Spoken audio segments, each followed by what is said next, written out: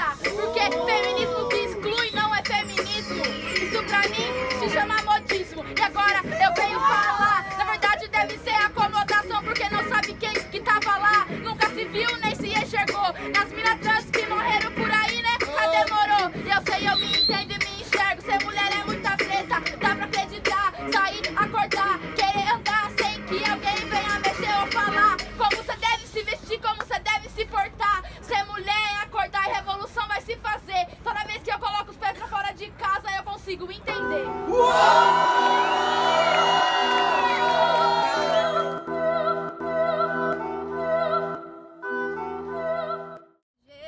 Pisa ligeiro, quem não pode com a formiga não assanha o formigueiro. Todo mundo já cantou esse grito de ordem, mas alguém sabe de onde veio o tal do pisa ligeiro? Pois é uma canção indígena do Chucuru Cariri e é extremamente usada nas diversas manifestações ao longo do país, em que enchem o peito de ar e elevam sua voz para aquele grito soltar, com força e com determinação. Mas usar os nossos cantos e nos invisibilizar não seria uma contradição? É a bancada do boi da bala ou é a esquerda que sempre nos apaga?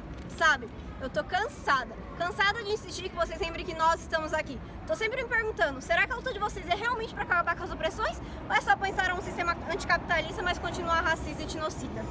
Não me peçam para ter calma. A calma acabou lá em 1492, quando a invasão dessas terras chegou e terra à vista, Colombo bradou. Mas que contradição! Séculos passam e a postura de vocês não. Porque o etnogenocídio ainda vigora e o antigo pensamento colonialista apenas ganhou outra forma. Você acha que eu tô exagerando? Segura as pontas e vamos lembrando. Tibira Tupinambá, primeira vítima de homofobia nesse país. Era 1612 e na boca do canhão ocorreu sua execução. O corpo dividido em duas porções que se perdeu no mar em toda a sua vastidão. Mas continuamos invisibilizados dentro do movimento LGBT. As mulheres indígenas são as mulheres que têm a maior chance de ser estupradas. Somos uma em cada 3 que é estuprada ao longo da vida. Lideramos os índices de mortalidade materna. Nossos ancestrais sofriam com esterilização forçada e para a criação de leis e políticas públicas voltadas às mulheres, nós não somos consultadas, mas continuamos o feminismo ignoradas. E o que falar da estrutura racista nesse país, né? Não como falar em racismo sem falar em povos indígenas, meu irmão. A gente já tava aqui, velho. A gente foi colonizado nessa terra. Fomos tratados como animais selvagens, sem direito, sem alma. Fomos escravizados durante 485 anos com o aval do Estado. Somos mortos pelo simples fato de reivindicar a demarcação de terras e o respeito e autonomia às nossas culturas e organizações. Somos mortos pelo simples fato de ainda existirmos. Como é que vocês têm coragem de nos tirar do debate racial? Sabe qual a política do Estado brasileiro que foi mais bem sucedida? A política etnocida. É só olhar para o lado. Quantos indígenas estão nesse mesmo espaço? O debate é longo e complicado, a poesia só mostra a superfície do problema arraigado. Mas tá ligado, é vocês com vocês refletindo sua conduta para que isso tudo possa ser mudado. Então, pisa ligeiro, quem não pode com um índio não entrar na terra dele. Eu não me sinto representada porque a gente vive numa democracia burguesa. Na democracia burguesa não são os trabalhadores e as trabalhadoras que ditam a regra do país, e sim a burguesia, que não está incluída a classe trabalhadora, na qual eu me incluo. Então eu não me sinto representada e nem sinto que a gente está numa democracia propriamente dita. A gente acabou de passar por um processo de impeachment de uma presidente que tinha sido eleita democraticamente, e aí quando ela para de agradar a burguesia, simplesmente tiraram ela do cargo. Então eu não acredito muito nessa forma de representatividade, porque mesmo que se a gente consiga colocar alguém do povo dentro da democracia burguesa, eles vão dar um jeito de tirar. Tem uma galera reivindicando que o empoderamento aumentou, tá salvando a vida das mulheres negras, mas que mulheres negras são essas? Porque algumas ainda têm que alisar o cabelo para conseguir emprego. Eu acho importante, sim, ter mulheres ocupando esses espaços, aliás, todos os espaços, mas também não é para ocupar só para ocupar. Se for uma mulher interessada em defender a burguesia, não vai adiantar de nada. Representação é quando você tá lá, é uma mulher e luta pelos direitos das mulheres. Representatividade é quando você coloca apenas uma mulher para falar que não tinha mulher no seu governo, por exemplo. Então não basta você ter representatividade, você tem que ter representação também. No dia a dia, em casa, pessoas próximas de você acharem que você não é capaz, que você não tem capacidade por ser mulher, entendeu? Que você precisa sempre de ter alguém, algum homem, digamos assim, pra estar te ajudando a fazer alguma coisa, pra estar indo com você em determinado lugar, entendeu? E eu acho que a falta de confiança, não sei, das pessoas reconhecerem sua capacidade, não é porque você é mulher que você tem menos capacidade. Eu já pego tirando um pouco da parte subjetiva, já falo que enquanto mulher, né, tenho a dificuldade enquanto mulher, mas como mulher preta, já se alteram, já ficam bem a mais o sistema de opressão. Ser mulher já é difícil, questão do machismo e do que nos é imposto no dia a dia na nossa cultura, né? E dentro das nossas casas, principalmente a gente que vem de lá cristão, ou de algo que tem uma religião mais puxado pro catolicismo, e tem essa dificuldade quanto mulher, mas quanto mulher negra é a mais, assim.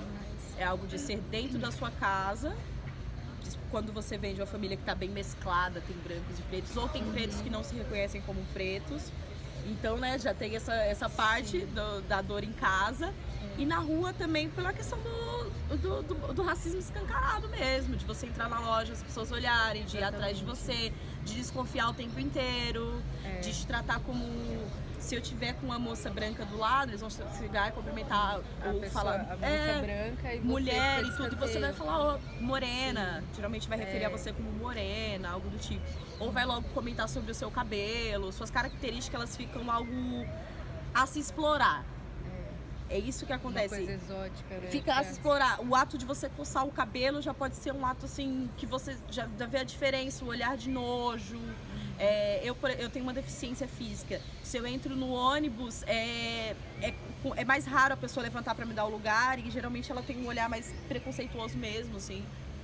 E até aquilo de considerar a mulher negra como mulher forte, né? Então, assim, o que é destinado, o comportamento destinado à mulher branca no dia a dia não é o mesmo destinado à mulher preta. Senhoras que estão com sacolas, elas são um pouco mais atendidas. Quando elas entram no ônibus, o lugar preferencial, ele não é cedido, mesmo sabendo que ela é uma senhora, mas ela é uma senhora negra, e é comum que você encontre que você veja que ela está em pé por muito tempo, até a pessoa se sentir intimidada e levantar. Assim, grávidas também, mulheres negras grávidas, elas entram no transporte público e é diferente, sabe? Ela tem que dar meia volta pra alguém poder se tocar e falar, pô, tem uma mulher grávida, sabe? É a mulher negra grávida, então ela tem mais aquilo, até mais força, sabe? É meio místico isso. Tem algo bem interessante que eu li esses dias no Facebook. Na hora que eu bati o olho, eu já me identifiquei muito, eu até comentei com ela quando a gente foi no cinema mesmo, que quando a gente entra numa loja e a gente tá de mochila ou bolsa, a gente fica meio apavorado e não abre a bolsa. A gente tem medo de tocar na bolsa, porque qualquer toque na bolsa é um olhar pode estar escondendo alguma coisa.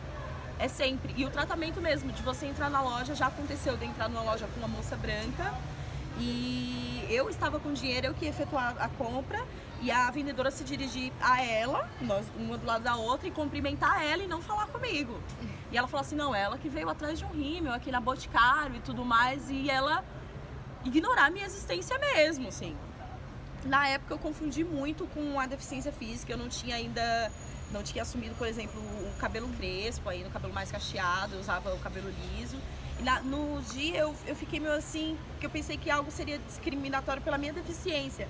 Mas aí eu vi que quando o olhar voltado para uma pessoa com deficiência, o preconceito fica velado pela compaixão. Então geralmente ela é bondosa, ela quer ajudar. Isso muda quando a pessoa é negra também. Isso muda. O Estado nunca foi apoio pra gente. Nunca foi apoio. Desde o tratamento que nos é dado no sistema único de saúde, né? No SUS. Já percebe. Já muda muita coisa daí. A dificuldade que a gente tem de marcar uma consulta com o ginecologista.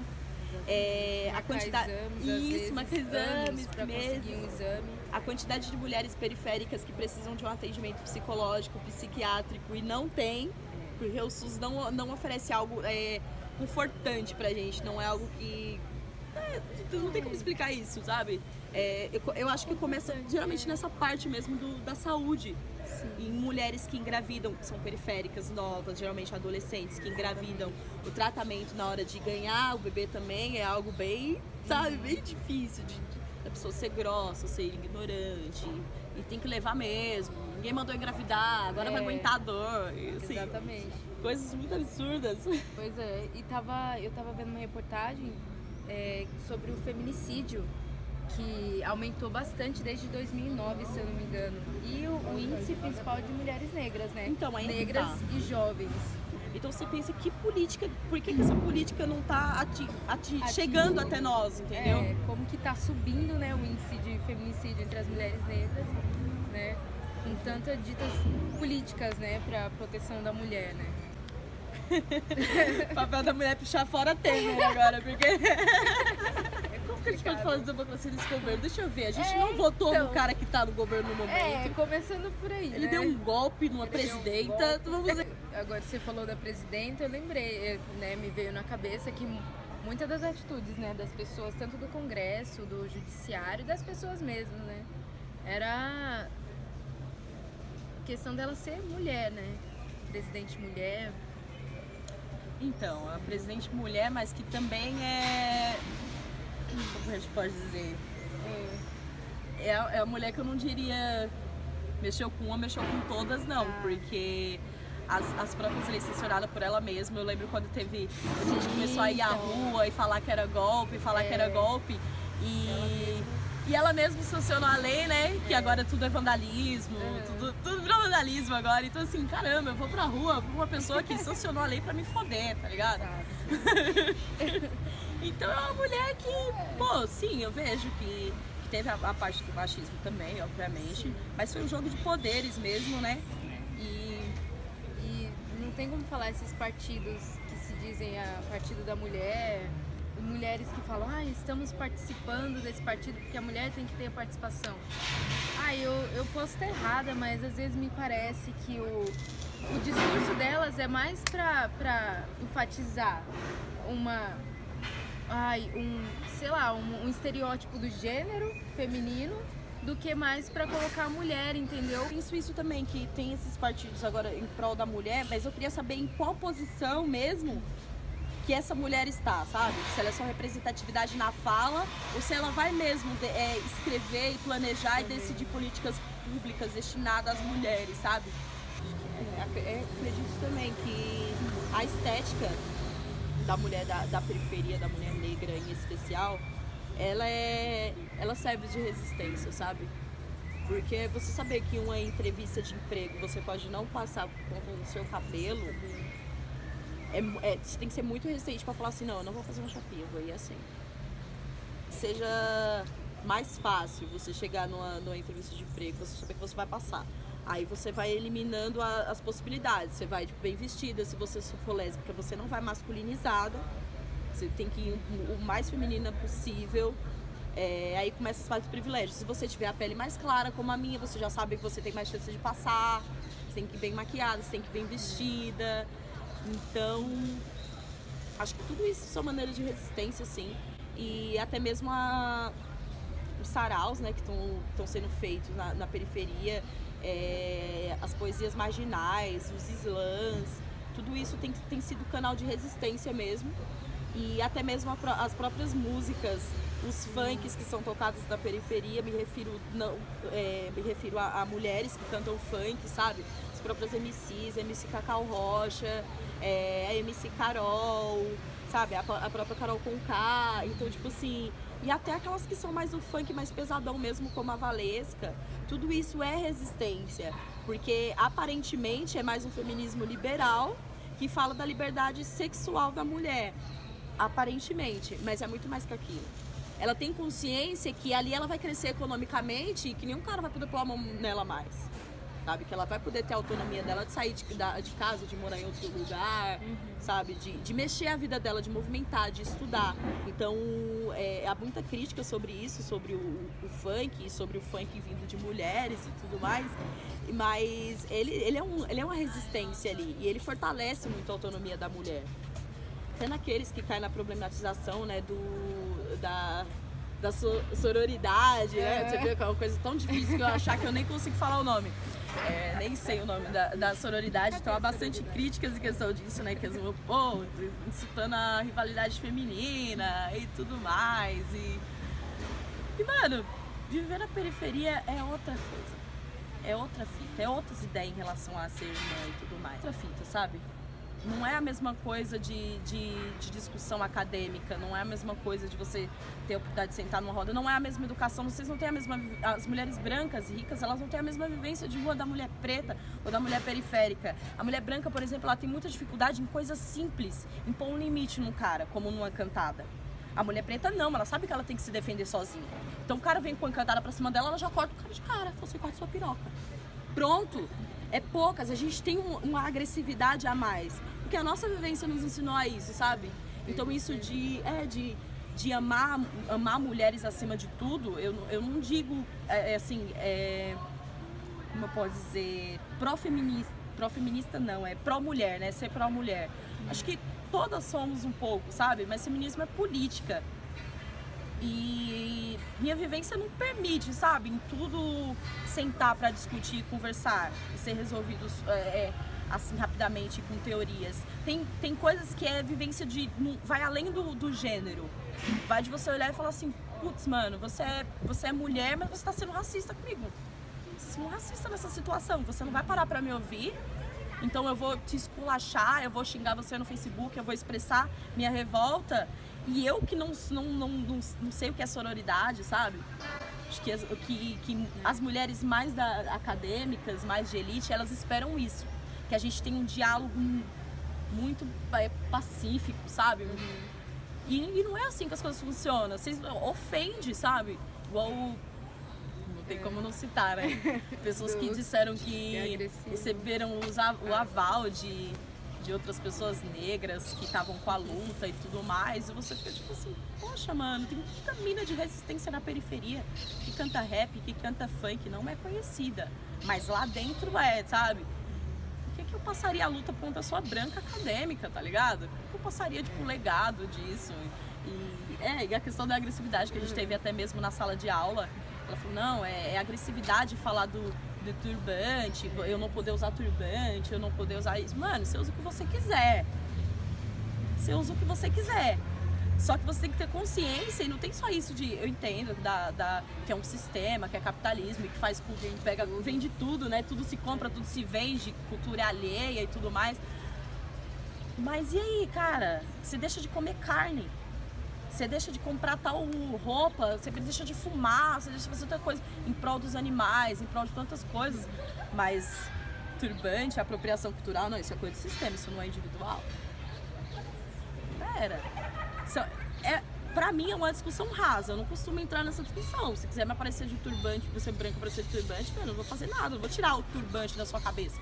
Igual muita gente diz que a preta me xingou, que não sei o que, mano. Eu sofri racismo. Não existe, ninguém vai fazer nada, mano. Isso não existe, ninguém vai arrancar suas tranças, nem mentira, isso não existe. A gente só olha e fala assim, pô, né?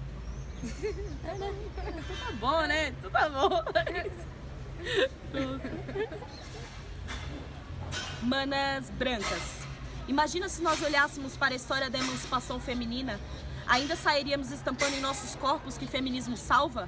Imagina se estudássemos nossas antepassadas e víssemos que enquanto elas foram às ruas, mulheres pretas cuidavam de nossas casas, mulheres pretas amamentaram nossos filhos, criaram nossos filhos, amaram nossos filhos e ainda o fazem. Ainda é dado, segundo dados estatísticos, cargo para a área de serviço, babá, lavadeira, cozinheira, empregada, governanta, mucama.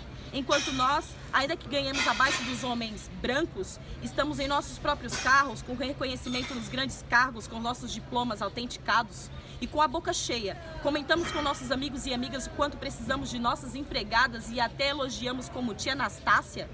O quanto auxiliamos nos estudos seus filhos com apoio moral, claro, porque a gente não dá o peixe, nós ensina a pescar, não é mesmo?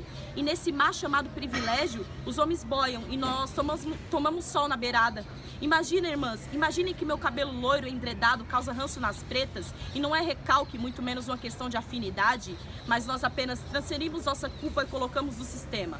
Ok, as pretas também sabem que aqui tudo se compra, tudo se vende, cultura alheia vira moda quando bem entendem. Mas se somos capazes de deixar de comer carne, de adotar estilo de vida sustentável, natureba e os caralho, e pregamos e incentivamos a aderir nossos hábitos revolucionários, acreditamos no faça sua parte, mas o turbante eu não posso deixar de lado, então culpamos lojas, a moda, o capitalismo, qualquer coisa, mas não assumimos que nossa empatia é falsa, é seletiva ou nos falta. Imagina se parássemos de alegar que temos o povo preto como irmãos, primos, parentes e Luciana Genro entendesse que seus cachinhos dourados não tem nada a ver com o cabelo de Thaís e Lázaro. Imagina, irmãs, imaginem se nosso chororô na internet porque nos exporam. Cadê a sororidade? Não fosse apenas reação das bosta que falamos, do bastão que ganhamos, da mãe do ídolo que ressuscitamos. Imagina se usássemos nosso clubinho para além de falar que prostituição é empoderamento e de como não deixar as pretas bravas e estereotipadas de vitimista e deferir às escondidas nossos comentários racistas. Ah, se não fosse incômodo ver as pretas sendo representatividade para quem nunca teve uma boneca negra. Se não fosse incômodo se incomodar com o slogan que quem tem cachos é rainha. Primeiro porque sabemos que são e isso ocultou nossos antepassados nos livros didáticos, certo? Imagine se quando falássemos morte aos homens, refletíssemos, reconheceríamos que usamos misandria, mas na verdade é racismo. Imagina se parássemos de insinuar que os pretos são agressivos e têm coragem de atirar em nós por causa de trança, dread, black, rap. Pararíamos de ser cínica, porque somos muito estudadas para ficar fingindo que esse histórico cruel de perseguição aos povos, aos outros povos, não é coisa do povo preto. Os civilizados que foram os selvagens primeiro. Imagina só se fôssemos sinceras com nós mesmos quando falássemos em desconstrução e que não passamos a ser negras se namoramos um negão. Se levássemos mesmo a sério esse negócio de local de fala, se dessemos voz às manas pretas, uma preta não precisaria estar se colocando como branca para quem sabe ser ouvida e aceita. Eu queria dizer que estão aqui presentes hoje o Vitor, presente. O Renatinho, presente. O Lucas, presente. A Laura, presente. O Guilherme, presente. O Hudson, presente. O Rodrigo, presente. O Luan, presente. O Kaique e o Paulo, presente. O preconceito existe sim, que na periferia a gente sofre todo tipo de violência possível e você não é visto como cidadão de bem, como se você morasse num bairro chique, nobre. Você é visto como, morou na periferia, é ladrão. Porque é uma forma muito dolorosa pra gente que cria um filho com todo amor e carinho, pra gente que vive numa sociedade que a gente luta dia e noite, que nem eu.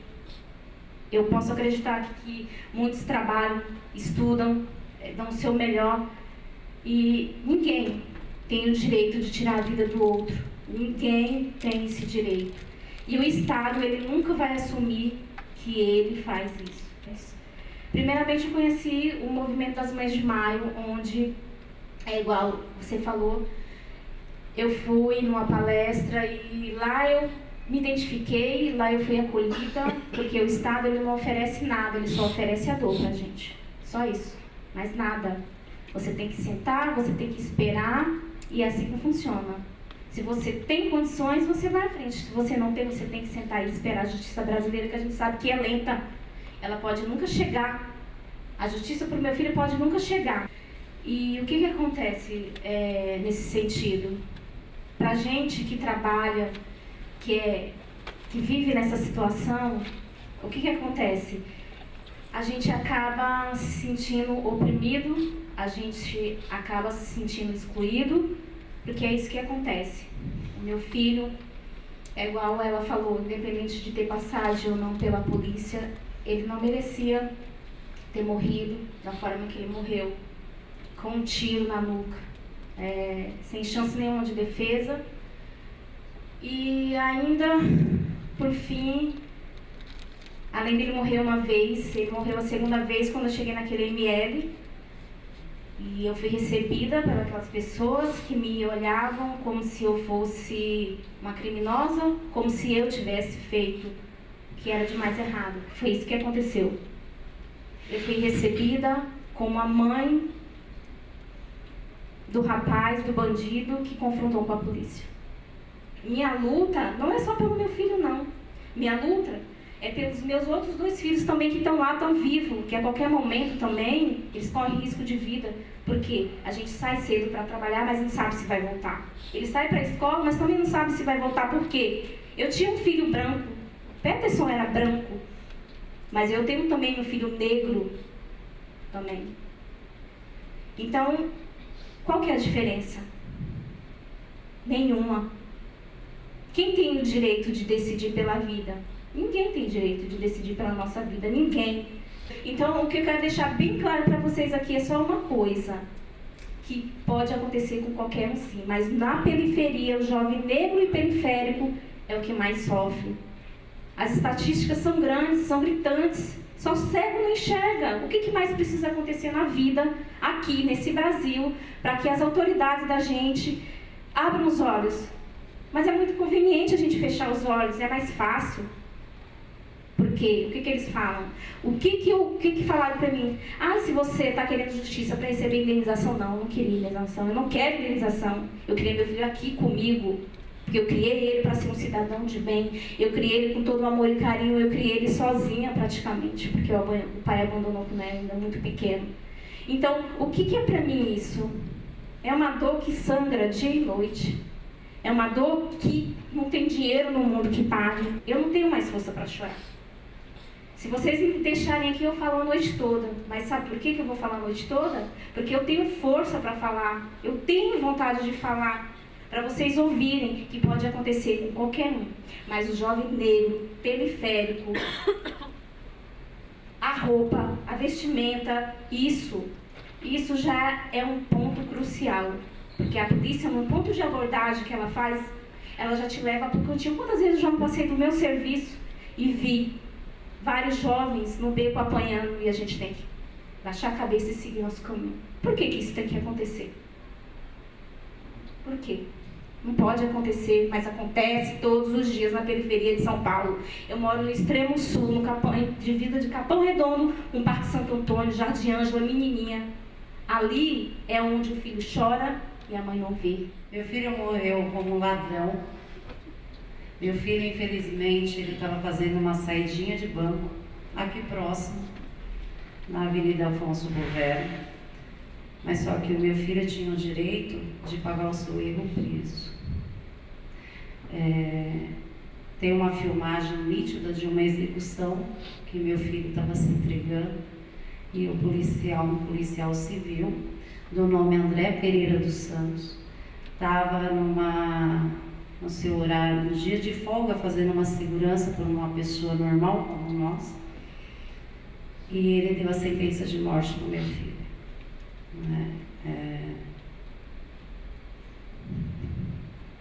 Meu filho, nessa filmagem, mostra ele todo encolhido no chão, protegendo a cabeça.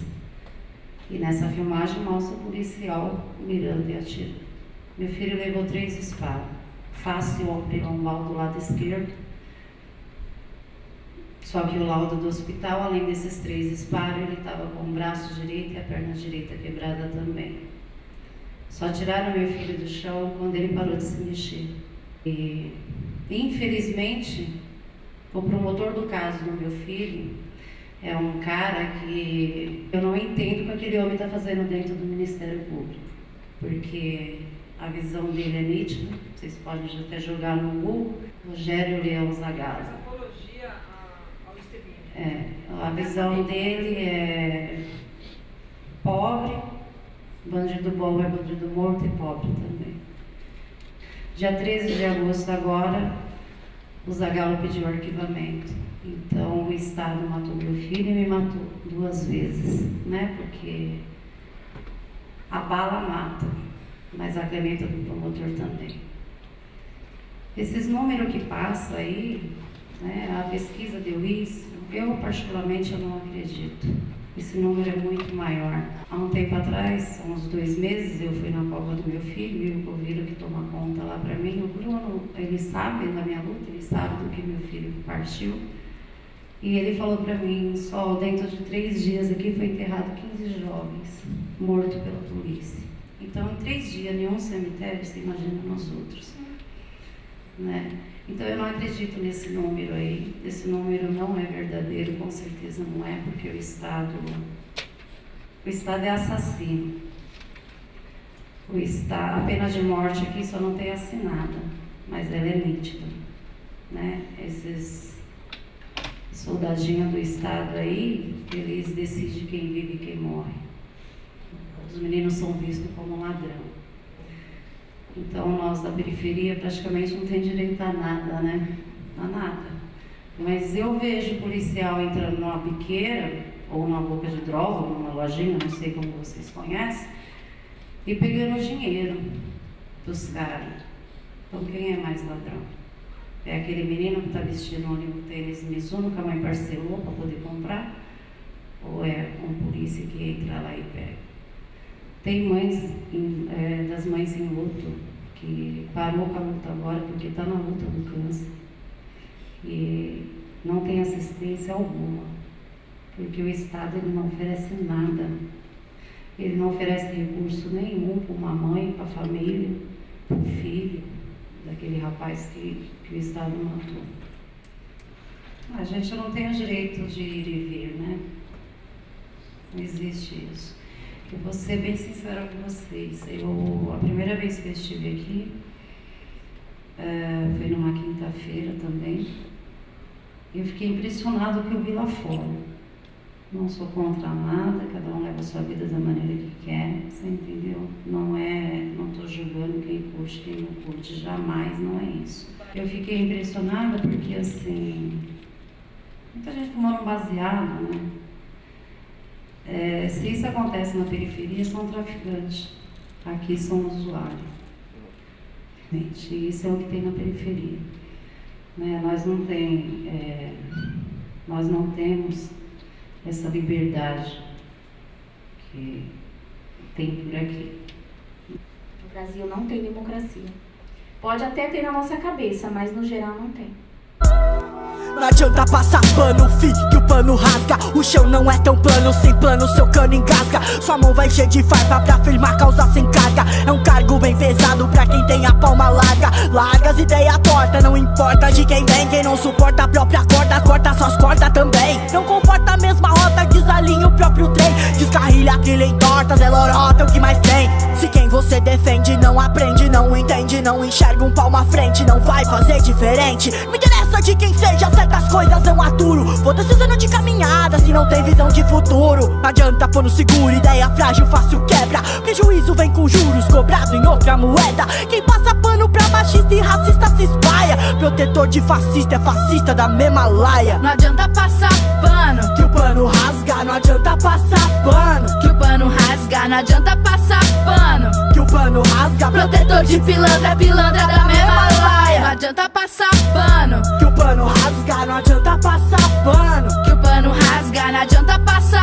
pano, que o pano rasga. Protetor de pilantra, pilantra da mesma